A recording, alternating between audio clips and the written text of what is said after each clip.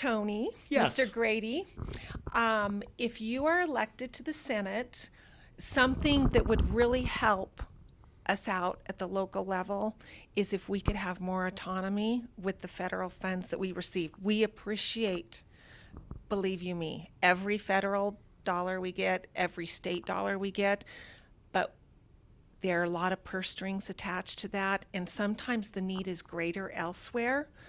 And I just kind of feel as a school board trustee that we would have a better pulse on where the money could have more impact. So is that something that you could support? I know there's other senators and everybody has to vote for the same thing, majority rules, and I appreciate that. In a democracy, I appreciate that. But is that something you think you could support, to champion, to have more autonomy at the local level?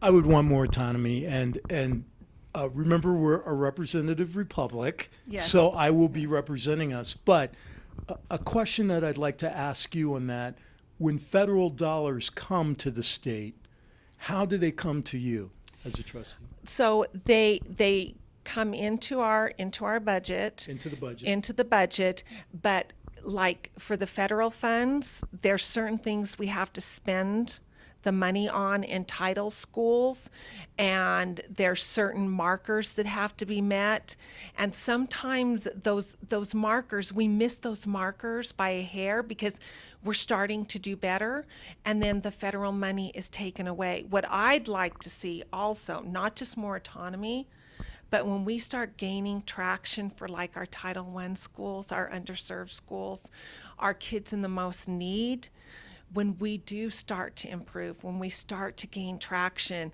not to have those funds pulled back, but to leave the funds in place so that we can keep gaining, we can keep getting better, and our academics improving, and our absenteeism and our family interaction and involvement improves.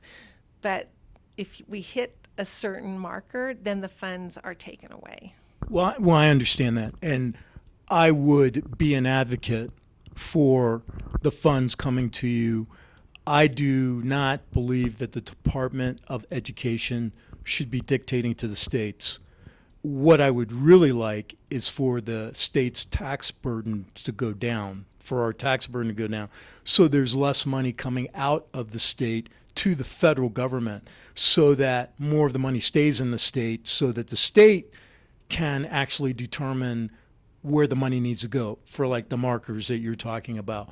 But until that movement, which would probably take a few years, I would be an advocate of trying to make sure that there are less strings attached. Of course, there has to be accountability, but we would work with you on that to make sure that when you're moving forward, that the rug doesn't get pulled out. Absolutely, because we are moving forward. Right. We're gaining, and then what happens is when that federal money is pulled back, the first thing that usually ends up going is allocations.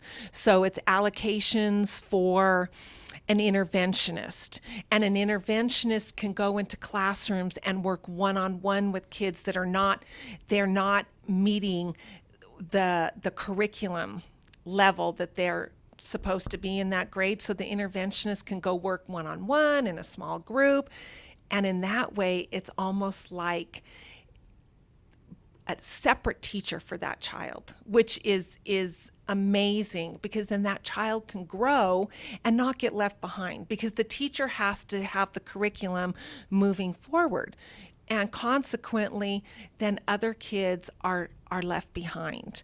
And our teachers do a phenomenal job. They really do a phenomenal job, but that's where allocations and additional help can be of service to those teachers. Very good, very good. So I understand that. So allocations is the first area that goes, so there would need to be some protections there, so to determine it. But overall, so that the federal government puts less restrictions on what the local school, what the state determines needs to happen with their local schools. Is that correct?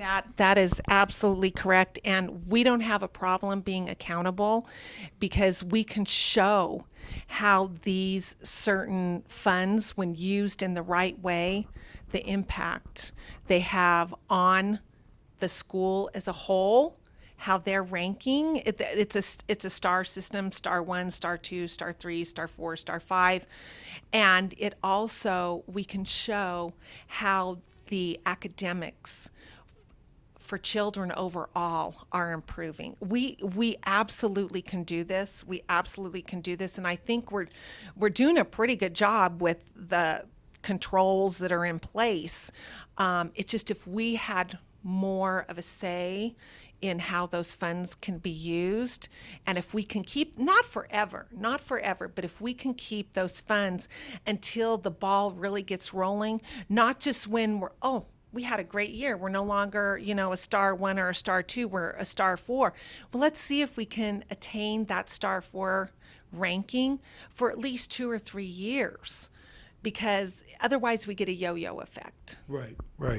Tony, I want to endorse you for Senate because of your integrity, your ethics, and your knowledge base, experience. We need someone in the Senate that knows what Nevada needs, and I think the best place to start is the needs of our children, because that is what is going to push our state forward. And I endorse you with all my heart. I'm school board trustee. I'm speaking as an individual, but I know where your heart lies in the education for our children. Well, thank you for that, Colleen, because the children are our future. So I appreciate that endorsement, because I will work to make sure that our children have a bright future. I'm running to defend the American dream, and the children are right at the center of that. So thank you. Thank you so much, Tony. Thank you for running and for your continuous service. Thank you. Thank you.